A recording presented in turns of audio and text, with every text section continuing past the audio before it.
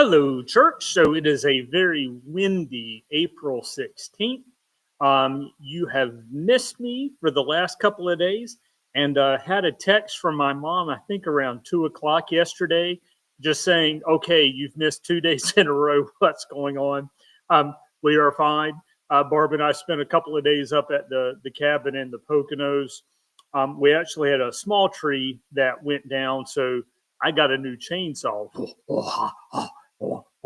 And I also met with some friends, did a hike, and then was dealing with some tax stuff on the 15th. But yeah, we're good. Just wasn't in broadcast range. We'll be picking up with Psalm 52, but I'll go ahead and do a little commercial bias that someone left 2 bags of Easter Smarties here at the church. And I had forgotten how good Smarties are. So if you've ever wondered what keeps Pastor Nick rolling during Holy Week, it is in fact not Easter Smarties, but that is a nice bonus for this go around. It's like a pixie stick, just, hardened. That's great. So Psalm 52, starting with the NRSV. Interesting description, which May says a little bit about.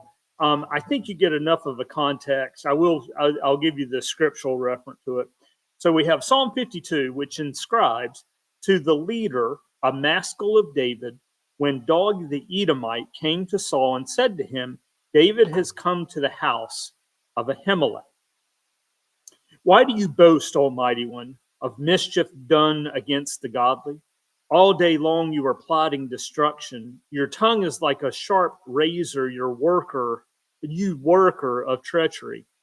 You love evil more than good, and lying more than speaking the truth. Selah. You love all words that devour, O deceitful tongue. But God will break you down forever. He will snatch and tear you from your tent. He will uproot you from the land of the living. Selah. The righteous will see and fear and will laugh at the evildoer, saying, see, the one who would not take refuge in God, but trusted in abundant riches and sought refuge in wealth. But I am like a green olive tree in the house of God. I trust in the steadfast love of God forever and ever. I will thank you forever because of what you have done. In the presence of the faithful, I will proclaim your name, for it is good. And a little bit from James Mays in his commentary on Psalms. And for Psalm 52, he entitles it, The One Who Would Not Take Refuge in God. What is the strength that sustains life? Is it the power of the lie and riches, or is it the strength of the steadfast love of God? What makes life endure? That is the question on which Psalm 52 turns. The superscription attributes the psalm to an incident in David's life when Doeg the Edomite told Saul that David had gone to the priest Ahimelech at Nob for help when David was fleeing from Saul. And he notes that in 1 Samuel 21 to 22. This information resulted in the murder of many of the priests at Nob. The scribe who searched out the scriptural setting for the psalm took Doeg as a character who exemplified the mighty man addressed in verse 1. His words devoured an entire cadre of priests of the Lord. Nelson Peterson, who did give me a kick today, admittedly. Why do you brag of evil, big man? God's mercy carries the day. You scheme catastrophe. Your tongue cuts razor sharp, artisan in lies. You love evil more than good. You call black white. You love malicious gossip. You foul mouth.